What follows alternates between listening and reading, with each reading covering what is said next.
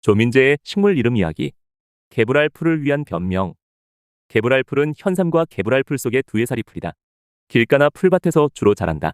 봄철에 주로 피지만 따뜻한 양지에서는 겨울철에도 개화한다.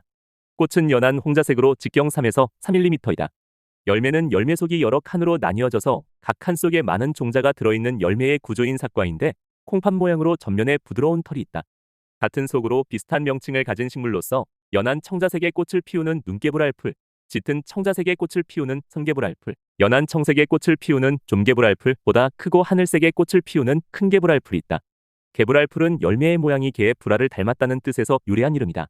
중국에서는 파파나비라고 하는데 명나라 초기인 1406년에 간행된 구왕본초에서 구왕식물로 등장한 이름이지만 유래는 알려져 있지 않다. 일본명은 이누노 후구리로 1856에서 1862년에 간행된 초목도설에서 확인되는 것으로 보아 그 무렵에 형성된 이름으로 보인다. 북한은 2011년에 편찬된 식물분류명 사전에 근거하면 개불알 풀을 발꼬리 풀이라 하고 큰 개불알 풀은 왕지금꼬리 풀이라 한다. 문제는 일본명과 우리의 이름이 같은 뜻을 가졌다는 것과 불알이라는 수컷의 성기를 나타내는 단어가 들어가 있다는 것에서 발생하고 있다. 혹자는 우리 풀꽃 이름이 창씨의 명되었다고 하고 혹자는 엽기적 이름이라고도 한다. 그래서 순화하여 봄까치꽃으로 불러야 한다고 주장하기도 한다. 개불알 풀이라는 이름은 일본명 이누노 후구리와 뜻이 같고 우리보다 100여 년 먼저 기록된 문헌에서 발견되므로 일본의 영향을 받았다고 할 수 있다. 그런데 혹자는 나아가 일제강점기에 창씨 개명되어 개불알 풀이 되었다고 한다. 그러나 이러한 주장은 사실과 다르다. 먼저 개불알 풀이라는 우리말 표현은 해방된 이후인 1949년에 조선식물명집에서 처음 발견된다. 일제강점기에 발생한 일은 아니다. 둘째, 우리의 옛 기록은 1840년대에 저술된 임원경제지에서 중국명 파파나비라는 명칭이 발견될 뿐 우리말 이름은 보이지 않는다. 즉, 이미 존재하던 이름을 바꾼 것이 아니라는 점이다. 셋째, 난초과의 식물로 개불알 풀과 유사한 개불알꽃, 즉 복주머니란이 이미 우리 민족이 사용한 이름으로 존재하였는데 개불알 풀은 우리말 이름에서도 영향을 받았다. 이 점은 조선식물명집에서 일본명에는 존재하지 않는 풀이라는 단어를 개불알꽃의 꽃과 대비될 수 있도록 추가한 것에서 확인된다.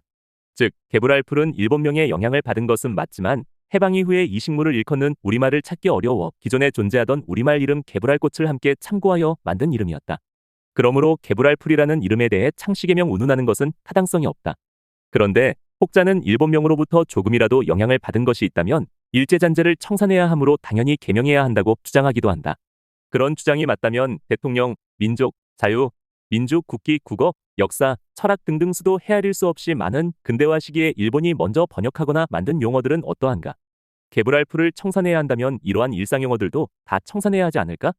개불알 풀이라는 이름에는 포유류 수컷의 성기를 나타내는 불알이라는 단어가 들어있다. 이를 근거로 엽기적이어서 차마 부를 수 없는 이름이라거나 서양 또는 일본식에 저잡한 문화가 도입된 것이라거나 차마 아이들에게 가르칠 수 없는 것이기한 이름이라는 등 별의별 주장이 다 생겨나고 있다. 그런데 우리의 옛 문헌 동의보감과 물명고는 성기의 명칭이 있는 식물명을 기록한 바 있다. 동의보감과 물명고가 서양이나 일본식 문화에 찌든 문헌일까? 표준국어대사전에 버젓이 실려있는 불알친구라는 말은 엽기적이어서 없애야 하는 단어일까? 왜 아이들은 성기에 관한 우리말을 몰라야 하는 것이 될까? 박제되어 고루해져 버린 유교적 엄숙주의가 여전히 준수되어야 할 정신이라고 보는 것이 아니라면 불알은 식물명에 사용할 수 없다는 주장이 어떤 타당성이 있겠는가? 어떤 이들은 봄까치꽃이라는 아름다운 우리말 이름으로 대체해야 한다고 주장하기도 한다. 봄까치꽃은 이혜인 수녀가 1999년에 발표한 시에서 유래한다. 부끄러워 하늘색 얼굴이 더 얇아지는 꽃이라고 묘사한 점을 고려하면 까치의 날개깃에 있는 하늘색과 비슷하게 꽃이 하늘색으로 피는 큰 개불알 풀을 일컬은 것으로 추정된다. 그런데 어떤 식물학자는 1949년에 발간된 식물책에서 봄까치꽃이라는 이름이 먼저 있었다며 개불알 풀은 고쳐 불러야 한다고 주장하기도 하였다. 그러나 식물학자 박만규 교수가 1949년에 저술한 우리나라 식물명감에 기록된 이름은 봄가지꽃이었다. 이때까지는 먹는 가지의 방언형으로 보이는데 옛날부터 식물명에서 가지는 보랏빛이 나는 식물에 붙는 이름이었다. 봄가지꽃은 봄에 꽃이 보랏빛으로 피는 식물이라는 뜻으로 이해된다. 그러므로 박만규 교수의 봄가지꽃은 하늘색이 나는 큰 개불알 풀이 아니라 홍자색이 나는 개불알 풀에 대한 이름이었다. 그러나 개불알 풀이 들어가는 유사한 식물들이 꽃의 색깔이 같지는 않다.